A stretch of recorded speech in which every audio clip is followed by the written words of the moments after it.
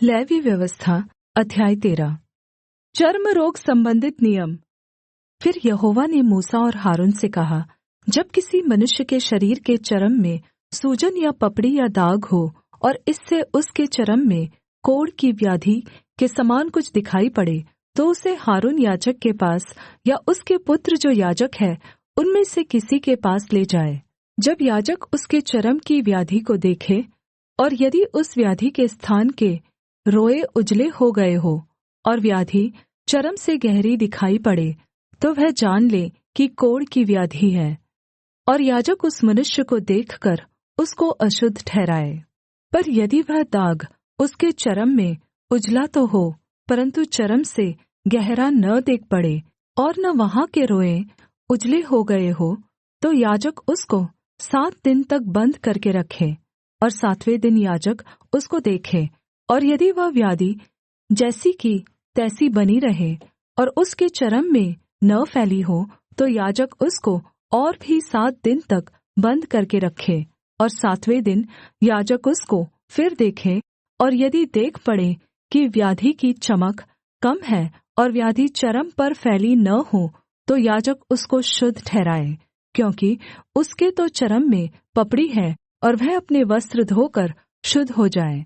पर यदि याजक की उस जाँच के पश्चात् जिसमें वह शुद्ध ठहराया गया था, वह पपड़ी उसके चर्म पर बहुत फैल जाए, तो वह फिर याजक को दिखाया जाए, और यदि याजक को देख पड़े कि पपड़ी चर्म में फैल गई है, तो वह उसको अशुद्ध ठहराए, क्योंकि वह कोढ़ ही है। यदि कोढ़ की सी व्याधि किसी मनुष्य के हो, तो वह याजक के पास पहुँचाया जाए, और याजक उसको देखे, और यदि वह सूजन उसके चर्म में उजली हो और उसके कारण रोए भी उजले हो गए हो, और उस सूजन में बिना चर्म का मांस हो, तो याजक जाने कि उसके चर्म में पुराना कोढ़ है, इसलिए वह उसको अशुद्ध ठहराए और बन्द न रखे, क्योंकि वह तो अशुद्ध है। और यदि कोढ़ किसी के चर्म में फूटकर यहाँ तक फैल जाए कि जहाँ कहीं याजक देखे रोगी के सिर से पैर के तलवे तक कोढ़ ने सारे चर्म को छा लिया हो, तो याजक ध्यान से देखे, और यदि कोढ़ ने उसके सारे शरीर को छा लिया हो, तो वह उस व्यक्ति को शुद्ध ठहराए, और उसका शरीर जो बिल्कुल उजला हो गया है वह शुद्ध ही ठहरे। पर जब उसमें चर्महीन मांस देख पड़े, तब तो वह अशुद्ध ठहरे, और याजक चर्महीन मांस को देखकर उसको अशुद्ध ठहराए, क्योंकि वैसा चर्महीन मांस अशुद्ध ही होता है, वह कोढ़ है। पर यदि वह चर्महीन मांस फिर उजला हो जाए, तो वह मनुष्य याजक के पास जाए, और याजक उसको देखे, और यदि वह व्याधि फिर से उजली हो गई हो, तो याजक रोगी को शुद्ध जाने, वह शुद्ध है। फिर यदि किसी के चर्म में फोड़ा होकर चंगा हो गया हो, और फोड़े के स्थान में उजली सी सूजन या लाली लिए हुए उजला दाग हो, तो वह याजक को दिखाया जाए, और याजक उस सूजन को देखे, और यदि वह चर्म से गहरा दिखाई पड़े और उसके रोए भी उजले हो गए हो, तो याजक यह जानकर उस मनुष्य को अशुद्ध ठहराए, क्योंकि वह कोढ़ की व्याधि है जो फोड़े में से फूटकर निकली है। परन्तु यदि याजक देखे कि उसमें उजले रोए नहीं हैं और वह चर्म से गहरी नहीं और उसकी चमक कम हुई है, तो याजक उस मनुष्य को 7 दिन तक बन्द करके रखे, और यदि वह व्याधि उस समय तक चर्म में सचमुच फैल जाए, तो याजक उस मनुष्य को अशुद्ध ठहराए, क्योंकि वह कोढ़ की व्याधि है। परन्तु यदि वह दाग न फैले और अपने स्थान ही पर बना रहे, तो वह फोड़े का दाग है, याजक उस मनुष्य को शुद्ध ठहराए। फिर यदि किसी के चर्म में जलने का घाव हो और उस जलने के घाव में चर्महीन दाग लाली लिए हुए उजला या उजला ही हो जाए, तो याजक उसको देखे, और यदि उस दाग में के रोए उजले हो गए हो और वह चर्म से गहरा दिखाई पड़े, तो वह कोढ़ है जो उस जलने के दाग में से फूट निकला है। याजक उस मनुष्य को अशुद्ध ठहराए, क्योंकि उसमें कोढ़ की व्याधि है। पर यदि याजक देखे कि दाग में उजले रोए नहीं और न वह चर्म से कुछ गहरा है और उसकी चमक कम हुई है, तो वह उसको 7 दिन तक बन्द करके रखे, और 7वें दिन याजक उसको देखे, और यदि वह चर्म में फैल गई हो तो वह उस मनुष्य को अशुद्ध ठहराए, क्योंकि उसको कोढ़ की व्याधि है। परन्तु यदि वह दाग चर्म में नहीं फैला और अपने स्थान ही पर जहाँ का तहाँ बना हो और उसकी चमक कम हुई हो, तो वह जल जाने के कारण सूजा हुआ है। याजक उस मनुष्य को शुद्ध ठहराए, क्योंकि वह दाग जल जाने के कारण से है। फिर यदि किसी पुरुष या स्त्री के सिर पर या पुरुष की दाढ़ी में व्याधि हो, तो याजक व्याधि को देखे, और यदि वह चर्म से गहरी देख पड़े और उसमें भूरे भूरे पतले बाल हो, तो याजक उस मनुष्य को अशुद्ध ठहराए। वह व्याधि सेहुआ अर्थात् सिर या दाढ़ी का कोढ़ है।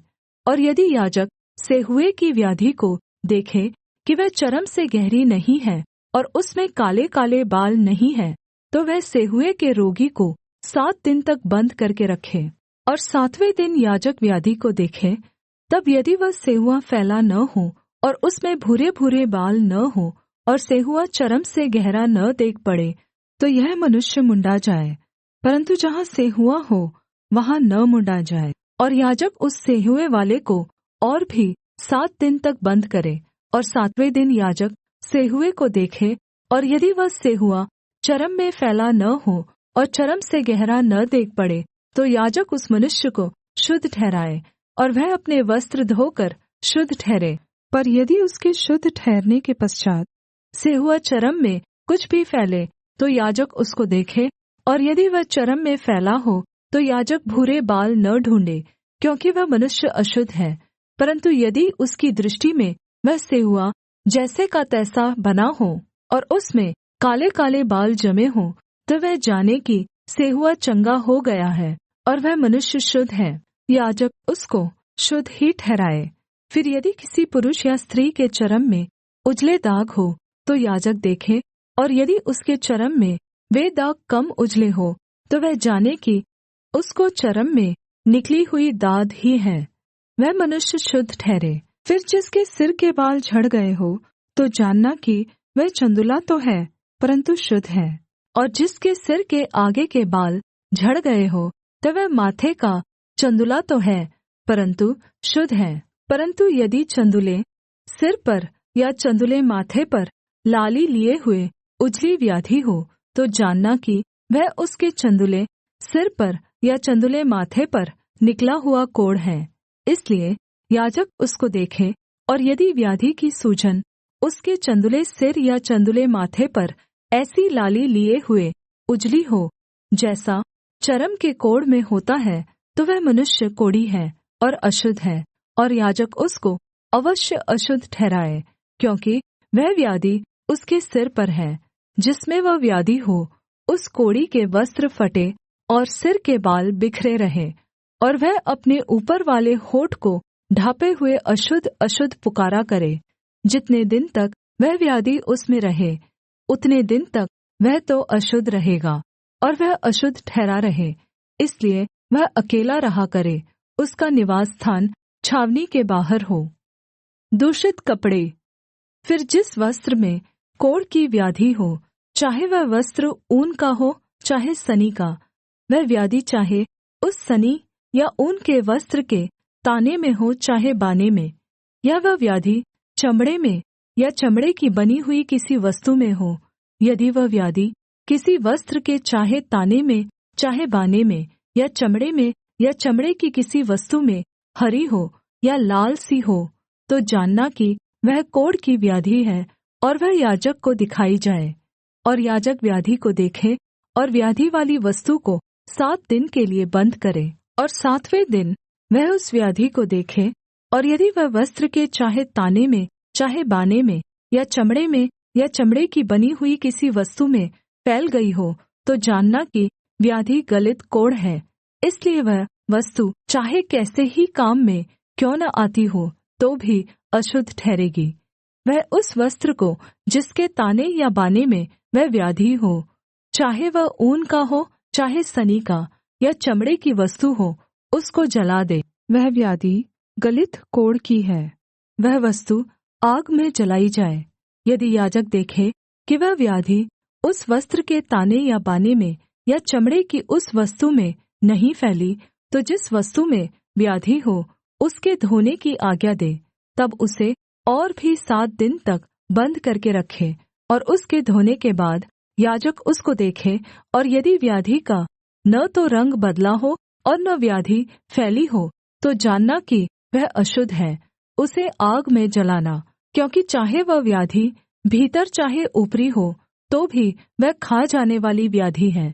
पर यदि याजक देखे कि उसके धोने के पश्चात् व्याधि की चमक कम हो गई, तो वह उसको वस्त्र के चाहे ताने चाहे बाने में से या चमड़े में से फाड़ कर निकाले, और यदि वह व्याधि तब भी उस वस्त्र के ताने या बाने में या चमड़े की उस वस्तु में दिखाई पड़े, तो जानना कि वह फूटकर निकली हुई व्याधि है, और जिसमें वह व्याधि हो उसे आग में जलाना। यदि उस वस्त्र से जिसके ताने या बाने में व्याधि हो या चमड़े की जो वस्तु हो, उससे जब धोई जाए और व्याधि जाती रही, तो वह दूसरी बार धुलकर शुद्ध ठहरे।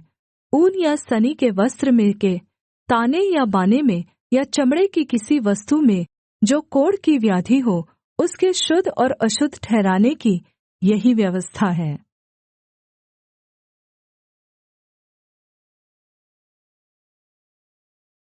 लेवी व्यवस्था अध्याय 14।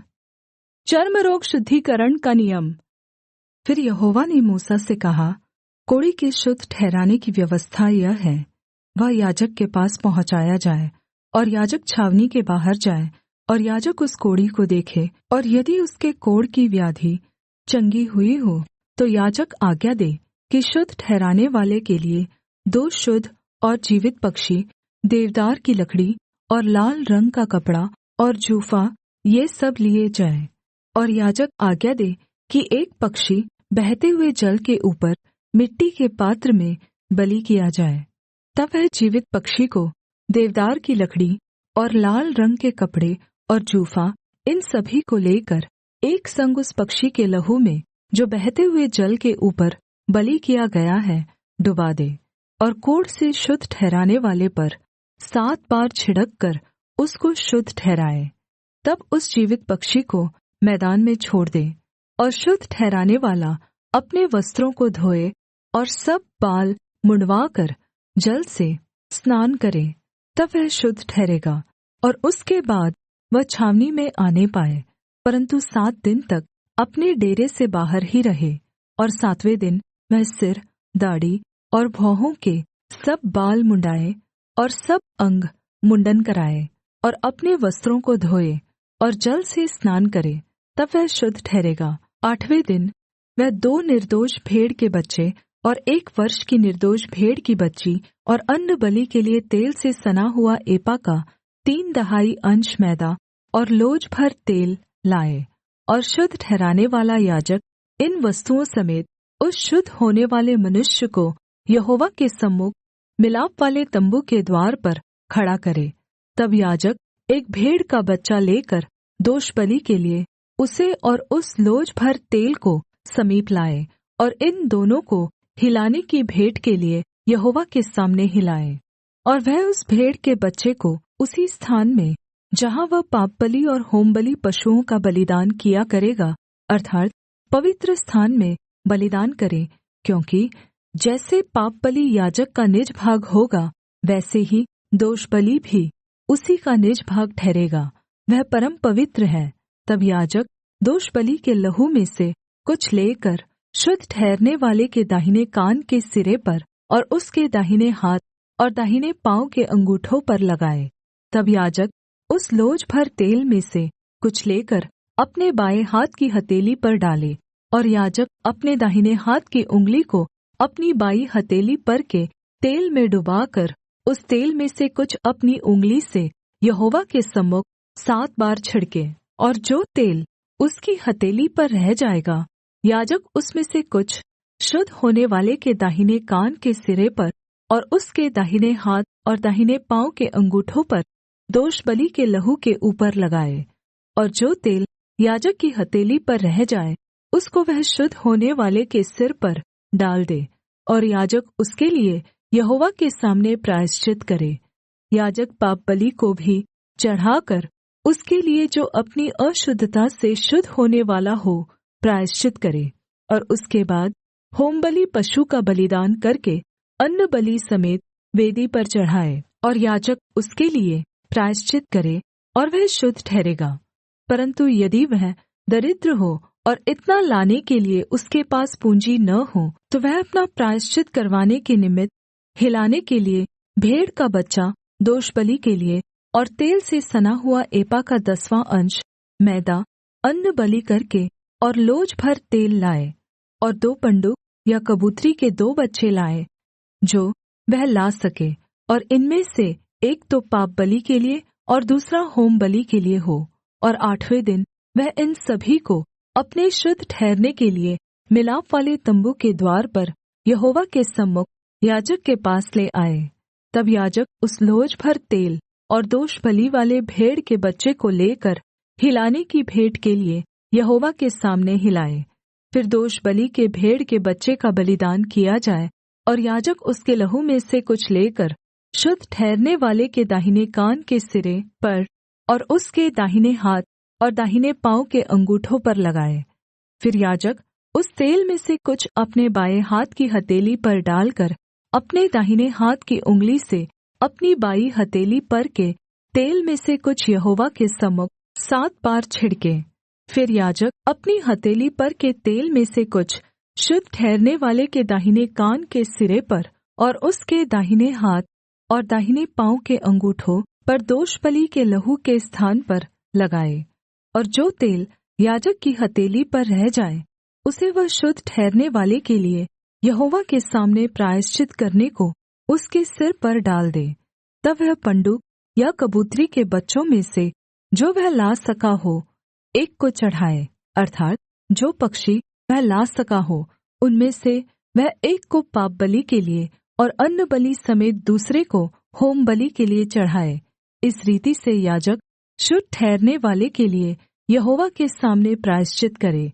जिसे कोढ़ की व्याधि हुई हो और उसके इतनी पूँजी न हो कि वह शुद्ध ठहरने की सामग्री को ला सके, तो उसके लिए यही व्यवस्था है। घर में लगी फफूंदी के लिए नियम। फिर यहोवा ने मूसा और हारून से कहा, जब तुम लोग कनान देश में पहुँचो, जिसे मैं तुम्हारी निज भूमि होने के लिए तुम्हें देता हूँ, उस समय यदि मैं कोढ़ की व्याधि तुम्हारे अधिकार के किसी घर में दिखाऊं, तो जिसका वह घर हो वह आकर याजक को बता दे कि मुझे ऐसा देख पड़ता है कि घर में मानो कोई व्याधि है। तब याजक आज्ञा दे कि उस घर में व्याधि देखने के लिए मेरे जाने से पहले उसे खाली करो। कहीं ऐसा न हो कि जो कुछ घर में हो वह सब अशुद्ध ठहरे। और इसके बाद याजक घर देखने को भीतर जाए, तब वह उस व्याधि को देखे, और यदि वह व्याधि घर की दीवारों पर हरी-हरी या लाल-लाल मानो खुदी हुई लकीरों के रूप में हो, और ये लकीरें दीवार में गहरी देख पड़ती हो, तो याजक घर से बाहर द्वार पर जाकर घर को 7 दिन तक बंद कर रखे।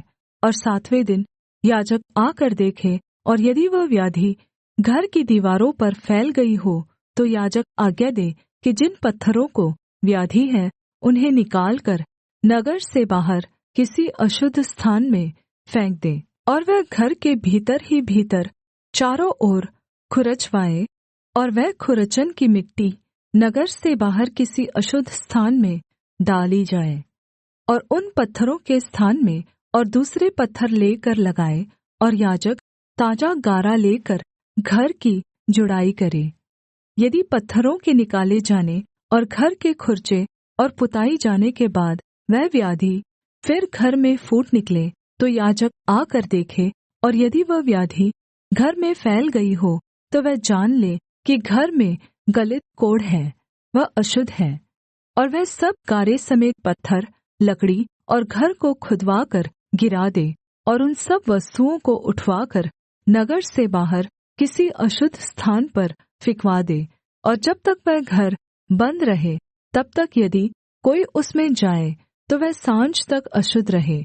और जो कोई उस घर में सोए वह अपने वस्त्रों को धोए, और जो कोई उस घर में खाना खाए वह भी अपने वस्त्रों को धोए। पर यदि याजक आकर देखे कि जब से घर लेसा गया है तब से उसमें व्याधि नहीं फैली है, तो यह जानकर कि वह व्याधि दूर हो गई है, घर से शुद्ध ठहराए।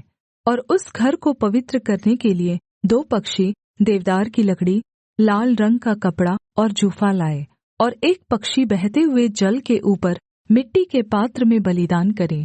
तब वह देवदार की लकड़ी, लाल रंग के कपड़े और जूफा और जीवित पक्षी, इन सभी को लेकर बलिदान किए हुए पक्षी के लहू में और बहते हुए जल में डुबा दे और उस घर पर 7 बार छिड़के। इस प्रकार वह पक्षी के लहू और बहते हुए जल और जीवित पक्षी और देवदार की लकड़ी और जूफा और लाल रंग के कपड़े के द्वारा घर को पवित्र करे।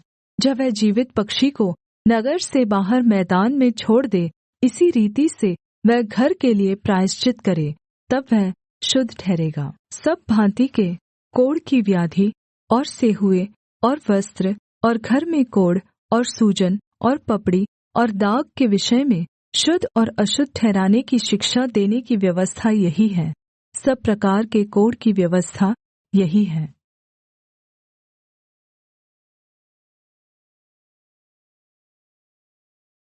लेवी व्यवस्था अध्याय 15। शरीर से बहने वाले अशुद्ध स्राव। फिर यहोवा ने मूसा और हारून से कहा, इस्राएलियों से कहो कि जिस जिस पुरुष के प्रमेह हो, तो वह प्रमेह के कारण से अशुद्ध ठहरे। वह चाहे बहता रहे, चाहे बहना बंद भी हो, तो भी उसकी अशुद्धता बनी रहेगी। जिसके प्रमेह हो, वह जिस जिस बिछौने पर लेटे, वह अशुद्ध ठहरे। और जिस जिस वस्तु पर वह बैठे, वह भी अशुद्ध ठहरे। और जो कोई उसके बिछौने को छुए, वह अपने वस्त्रों को धोकर जल से स्नान करे और सांझ तक अशुद्ध ठहरा रहे। और जिसके प्रमेह हो और वह जिस वस्तु पर बैठा हो, उस पर जो कोई बैठे, वह अपने वस्त्रों को धोकर जल से स्नान करे और सांझ तक अशुद्ध ठहरा रहे। और जिसके प्रमेह हो, उससे जो कोई छू जाए, वह अपने वस्त्रों को धोकर जल से स्नान करे और सांझ तक अशुद्ध रहे। और जिसके प्रमेह हो, यदि वह किसी शुद्ध मनुष्य पर थूके, तो वह अपने वस्त्रों को धोकर जल से स्नान करे और सांझ तक अशुद्ध रहे। और जिसके प्रमेह हो, वह सवारी की जिस वस्तु पर बैठे, वह अशुद्ध ठहरे। और जो कोई किसी वस्तु को जो उसके नीचे रही हो छुए, वह सांझ तक अशुद्ध रहे। और जो कोई ऐसी किसी वस्तु को उठाए, वह अपने वस्त्रों को धोकर जल से स्नान करे और सांझ तक अशुद्ध रहे। और जिसके प्रमेह हो, वह जिस किसी को बिना हाथ धोए छुए, वह अपने वस्त्रों को धोकर जल से स्नान करे और सांझ तक अशुद्ध रहे। और जिसके प्रमेह हो, वह मिट्टी के जिस किसी पात्र को छुए, वह तोड़ डाला जाए और काठ के सब प्रकार के पात्र जल से धोए जाए। फिर जिसके प्रमेह हो, वह जब अपने रोग से चंगा हो जाए, तब से शुद्ध ठहरने के 7 दिन गिन ले और उनके बीतने पर अपने वस्त्रों को धोकर बहते हुए जल से स्नान करे, तब वह शुद्ध ठहरेगा। और 8वें दिन वह 2 पंडूक या कबूतरी के 2 बच्चे लेकर मिलापवाले तम्बू के द्वार पर यहोवा के सम्मुख जाकर उन्हें याजक को दे। तब याजक उनमें से एक को पापबलि और दूसरे को होमबलि के लिए भेंट चढ़ाए। और याजक उसके लिए उसके प्रेमह के कारण यहोवा के सामने प्रायश्चित करे। फिर यदि किसी पुरुष का वीर्य स्खलित हो जाए, तो वह अपने सारे शरीर को जल से धोए और सांझ तक अशुद्ध रहे। और जिस किसी वस्त्र या चमड़े पर वह वीर्य पड़े, वह जल से धोया जाए और सांझ तक अशुद्ध रहे। और जब कोई पुरुष स्त्री से प्रसंग करे, तो वे दोनों जल से स्नान करे और सांझ तक अशुद्ध रहे। फिर जब कोई स्त्री ऋतुमती रहे, तो वह 7 दिन तक अशुद्ध ठहरी रहे। और जो कोई उसको छुए, वह सांझ तक अशुद्ध रहे। और जब तक वह अशुद्ध रहे, तब तक जिस जिस वस्तु पर वह लेटे और जिस जिस वस्तु पर वह बैठे, वे सब अशुद्ध ठहरे। और जो कोई उसके बिछौने को छुए, वह अपने वस्त्र धोकर जल से स्नान करे और सांझ तक अशुद्ध रहे। और जो कोई किसी वस्तु को छुए जिस पर वह बैठी हो, वह अपने वस्त्र धोकर जल से स्नान करे और सांझ तक अशुद्ध रहे। और यदि बिछौने या किसी वस्तु पर जिस पर वह बैठी हो, छूने के समय उसका रूधिर लगा हो, तो छूने वाले सांझ तक अशुद्ध रहे। और यदि कोई पुरुष उससे प्रसंग करे और उसका रूधिर उसके लग जाए, तो वह पुरुष 7 दिन तक अशुद्ध रहे, और जिस जिस बिछौने पर वह लेटे वे सब अशुद्ध ठहरे।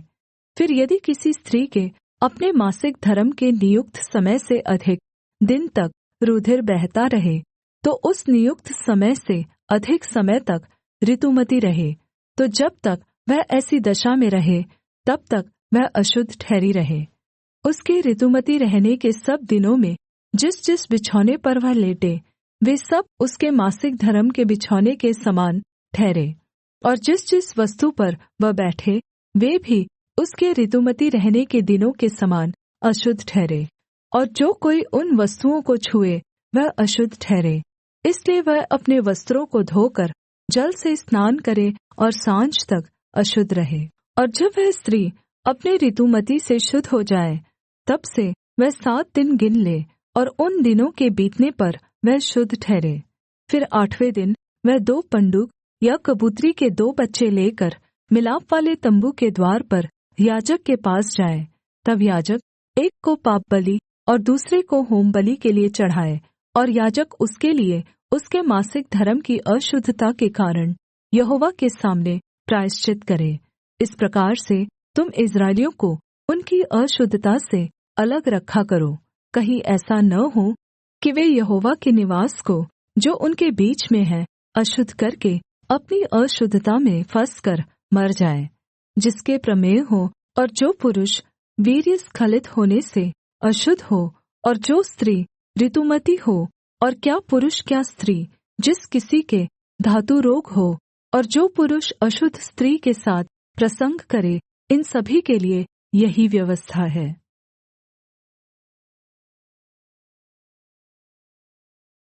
मरकुस अध्याय 7। तब फरीसी और कुछ शास्त्री जो यरूशलेम से आए थे उसके पास इकट्ठे हुए, और उन्होंने उसके कई चेलों को अशुद्ध अर्थात् बिना हाथ धोए रोटी खाते देखा, क्योंकि फरीसी और सब यहूदी प्राचीन परंपरा का पालन करते हैं, और जब तक भली भांति हाथ नहीं धो लेते तब तक नहीं खाते, और बाजार से आकर जब तक स्नान नहीं कर लेते तब तक नहीं खाते। और बहुत सी अन्य बातें हैं जो उनके पास मानने के लिए पहुंचाई गई है, जैसे कटोरों और लोटों और तांबे के बर्तनों को धोना मांजना। इसलिए उन फरीसियों और शास्त्रियों ने उससे पूछा, तेरे चेले क्यों पूर्वजों की परंपराओं पर नहीं चलते और बिना हाथ धोए रोटी खाते हैं? उसने उनसे कहा, यशायाह ने तुम कपटियों के विषय में बहुत ठीक भविष्यद्वाणी की, जैसा लिखा है, ये लोग होठों से तो मेरा आदर करते हैं, पर उनका मन मुझसे दूर रहता है, और ये व्यर्थ मेरी उपासना करते हैं, क्योंकि मनुष्यों की आज्ञाओं को धर्मोपदेश करके सिखाते हैं। क्योंकि तुम परमेश्वर की आज्ञा को टालकर मनुष्यों की रीतियों को मानते हो। और उसने उनसे कहा, तुम अपनी रीतियों को मानने के लिए परमेश्वर की आज्ञा कैसी अच्छी तरह टाल देते हो। क्योंकि मूसा ने कहा है, अपने पिता और अपनी माता का आदर कर, और जो कोई पिता या माता को बुरा कहे वह अवश्य मार डाला जाए। परंतु तुम कहते हो कि यदि कोई अपने पिता या माता से कहे, जो कुछ तुझे मुझसे लाभ पहुंच सकता था वह कुर्बान अर्थात संकल्प हो चुका, तो तुम उसको उसके पिता या उसकी माता की कुछ सेवा करने नहीं देते। इस प्रकार तुम अपनी रीतियों से जिन्हें तुमने ठहराया है परमेश्वर का वचन टाल देते हो, और ऐसे ऐसे बहुत से काम करते हो। और उसने लोगों को अपने पास बुलाकर उनसे कहा, तुम सब मेरी सुनो और समझो। ऐसी तो कोई वस्तु नहीं जो मनुष्य में बाहर से समाकर उसे अशुद्ध करे, परंतु जो वस्तुएं मनुष्य के भीतर से निकलती हैं वे ही उसे अशुद्ध करती हैं। यदि किसी के सुनने के कान हो तो सुन ले। जब वह भीड़ के पास से घर में गया तो उसके चेलों ने इस दृष्टांत के विषय में उससे पूछा। उसने उनसे कहा, क्या तुम भी ऐसे नासमझ हो? क्या तुम नहीं समझते कि जो वस्तु बाहर से मनुष्य के